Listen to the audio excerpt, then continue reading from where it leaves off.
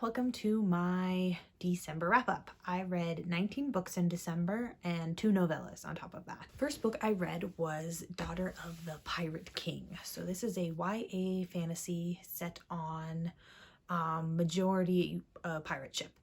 We follow our main character Alosa, who is at the beginning of the book captured by another pirate. What is unique about Alosa is she is the daughter of the Pirate King, who is basically the king who rules all of the pirates. Self-explanatory. She is captured and held for ransom, and don't remember what else I can tell you without spoiling anything, but I thought this was really cute. It definitely reads younger YA, but I do enjoy all the pirate stuff. I like the characters, and yeah, I'm reading the second one now, so we'll see how that goes for my, what month it is, January wrap-up. Okay, so second book I read was Hunger of the Gods by Gwynne. This is the second book in a Viking fantasy. I believe it's called the Bloodsworn Saga, something like that. Doesn't say on the front of the book. But this follows 3 main characters in the first book. We follow Orca, who is a mother who lives on the outside of kind of like a homestead with her husband and her son. Another family from a homestead, the parents are brutally murdered and the son goes missing, so they kind of investigate that mystery. The second person is Varg, who is a runaway slave, and he meets up with a warband called the Bloodsworn, and it's kind of their adventures. And then the third perspective, oh gosh, what is her name? Elvar. Her name is Elvar. She is part of another warband, and they are on a quest to find an old battleground of the gods. So in this world there are, or there used to be gods, they all kind of in a Ragnarok type deal were killed off hundreds of years ago, and there are their children who are have abilities. So wolf children have wolf abilities. That was a bad explanation. Like the hound, there's a hound god. Their children can like scent people and be like a bloodhound, that kind of thing. It was a terrible explanation. But in this world, those people are enslaved because after the fall of the gods, the world decided that anyone with God's blood is tainted. So yeah, I really like this series. I really like the characters. This book really expanded the world once. It made my top 10 of the year. So yeah, that one was really good. Next book I read was Pestilence by Thalassa. It is a romance, I guess technically a fantasy romance. I'm not sure how it would be classified. I read it on Kindle Unlimited. We follow a post-apocalyptic world where the 4 horsemen of apocalypse have come down and basically started the end of the world. This one, as the title says, follows Pestilence, and as he is roaming around ending the world, causing pestilence, he runs into a woman who tries to kill him, and then he, as revenge, kidnaps her and makes her go around with him. Being a romance, they fall in love, kind of. She, you know, curbs him and his tendencies. It was good. I didn't love it. I liked it enough to keep finishing it, but it felt pretty basic to me, very reminiscent of old school dystopian novels. Yeah, there's 3 other books in the series. I'm not sure if I'll continue or not. Next books I read. So the next thing on the list is the Beechwood Harbor Mysteries. So I read 8 of these books. I finished out the series, as well as a set of 4 short stories and a novella that were a companion to these books. So in our first book, our main character Holly is a witch who got involved with the wrong person and basically banished to the human world from places called, I don't remember what they're called, but they're like basically magical centers. Havens, that's what they're called. They're called havens. And she is banished to the small town of Beechwood Harbor for her involvement. Her boyfriend was basically a war criminal. And in the first book, and you know, books after that, she ends up getting wrapped up in a murder mystery. In the first one, her best friend is accused of the murder, so to clear her best friend's name, she kind of goes and investigates and figures out who did it, all the while having to hide her magic from the real world. These are really cute. They're very Hallmarky. They're very cozy murder mysteries. I got very wrapped up in the world and I just binged the entire series. Yeah, they're cute. I like them. Not much more to say than that. Next book I read was Even Though I Knew the End by C.L. Polk, and this was another novella. It is a noir murder mystery, and it follows a woman who has been, basically she sold her soul, so she's been cursed, and it's her trying to solve a mystery because the demon who has taken her soul has offered to return it if she solves this mystery. It was really cool. I guess cute is the wrong word because it was a noir mystery, but I really enjoyed it. The vibes were excellent. The characters were good. I felt attachment even in such a short book.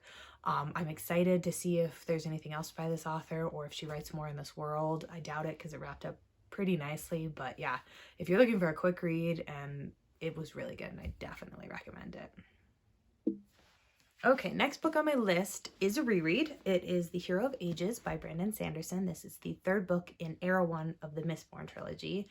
I am trying to do kind of a full Cosmere reread minus Stormlight because I've read those quite recently.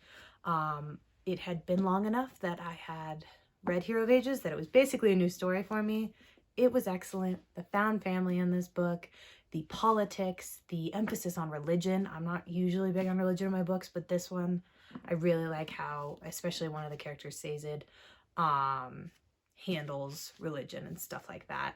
So for those who don't know what Mistborn is, our first book follows two characters, Vin and Kelsier, who are something called Mistborn. In this world, you can ingest metals, and those metals can give you different powers depending. Most people are called Mistings, and they can only burn one metal.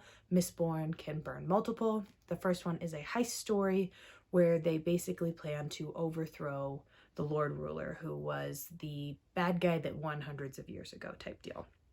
So yeah, this amazing conclusion. I cried my eyes out at the end, but if you haven't read Mistborn, pick it up. If you're going to read one Brandon Sanderson book, read this trilogy. It's so good. Yeah. Okay, next book is The Lost Plot by Genevieve Cogman. This is the fourth book in the library series. Is it the Invisible Library, not Secret Library, Invisible Library series.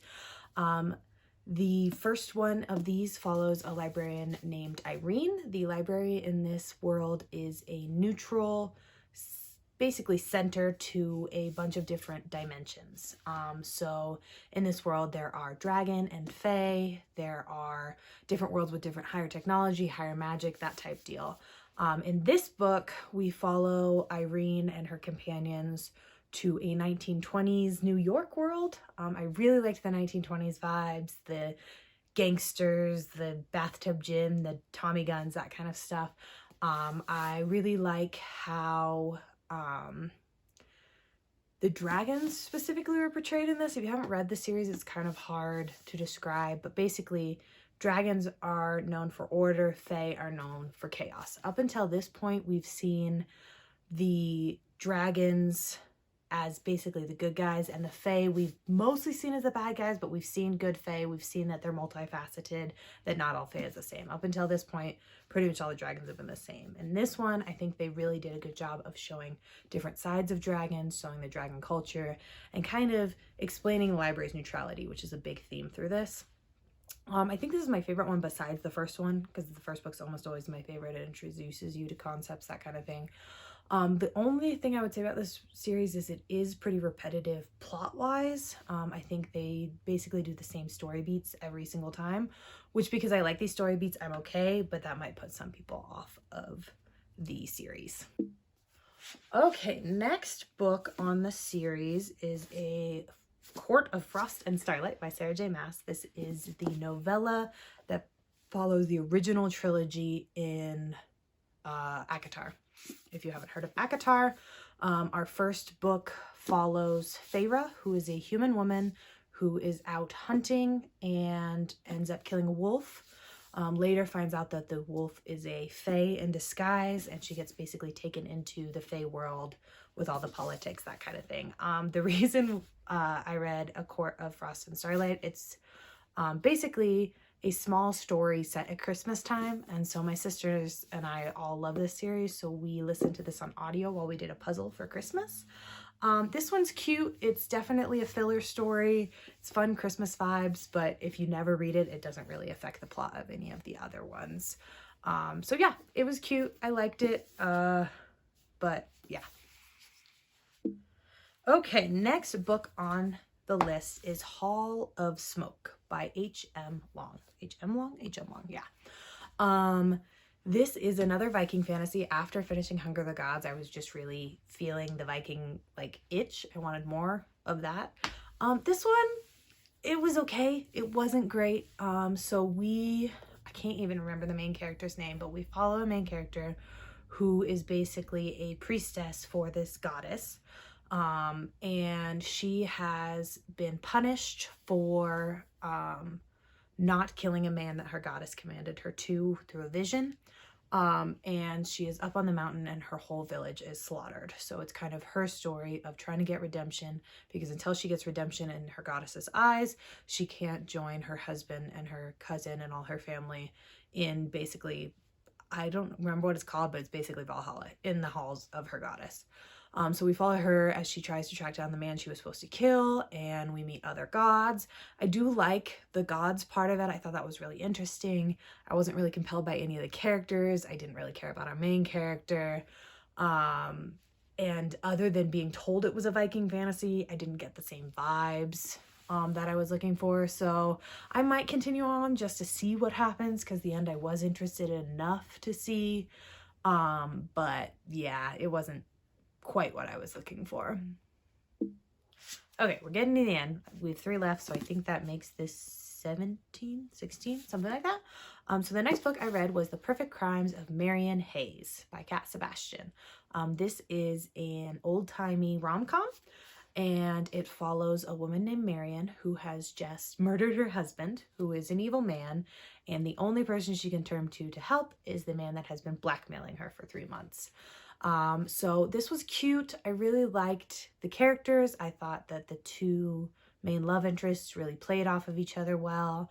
The plot, I think a little bit at times couldn't decide what it wanted to be. Sometimes it was a Robin Hood story. Sometimes it was a woman trying to escape her life. And it just felt kind of choppy to me, but I did really, really, really like the characters, which is the important part in a romance. I didn't realize when I bought this book that it is actually the second book in a series. So I did end up getting the first one, and I will read that. I think I would have liked this one a little bit better, maybe if I had read the first one, because some of the characters, it felt like we just kind of jumped right in. It didn't feel like we got any developed for them, and sometimes it felt like the author was just telling me the development they had, or that I should have, you know what I mean, that happened off page before this book started. But yeah, I really did like it. It wasn't, you know, a 5-star read, but it's definitely really cute. Yeah. So second to last book I read was Murder Out of Character by Olivia Matthews. This is another cozy murder mystery. And we follow a librarian who has just moved to a small town called Peach Coast from the big city. She's a library promoter, I guess would be the best way to say it. And in the first one, she gets dragged into a murder case because is it her best friend is being accused? Yeah, the murder happens at her best friend's bookstore, and so she gets dragged into it because the police are basically only looking at her best friend and not looking at any other suspects. In the second one, we follow the same characters, and this time another one of her friends is now on the list of a serial killer. So I think these are really cute. I love how much they love libraries and books and promote that. I like all of the characters. There's not much more to say about that. Again, it's a cute, cozy mystery. I do like the southern town setting, and yeah, that's basically it. It was cute. I really liked it. It just came out, so I'm excited to see what happens in the third one when that comes out. And then the last book I read for the month of December was The Hacienda. Oh shoot, who is the name? By Isabel Canas. I can't read my own handwriting. I will have a picture right here or right here. I'm actually not sure which side it'll work on. But this is basically how I've heard it is Mexican Gothic meets Rebecca. I haven't read Mexican Gothic, but I have read Rebecca, and I definitely get the Rebecca vibes. I really liked this book. I thought they did a very good job with the horror elements, with the setting descriptions. I really liked the characters. I liked the twist that they put on the Rebecca story. I thought that was really interesting. I didn't like the ending. I understand why the ending happened, and I do think it was a good ending, but I just personally didn't like it, so I think that's why it didn't quite reach like one of my favorites of all times. But I definitely really like this. Again, I would say the vibes is the best, characters is second, but yeah. Oh, I guess, so what happens is a woman, her father is part of the revolution. It's set right after the Mexican War. His side ends up not winning, so he's executed. So our main character has to marry basically anyone who will take her. So she finds a man who, he's handsome, he's good in the government, he owns this hacienda out, so she'll have a home. So she goes determined to make a life for her and her mother at this home. But when she gets to the home, she finds that it is not quite as welcoming as she would have hoped, as there is a entity haunting it. So yeah, that's the basic plot. But yeah, really good. Definitely recommend it. Yeah, so that is the 19, is that what I said at the beginning? Books that I read in December. What did you guys read? What were your favorites? Yeah, talk to you later. Bye.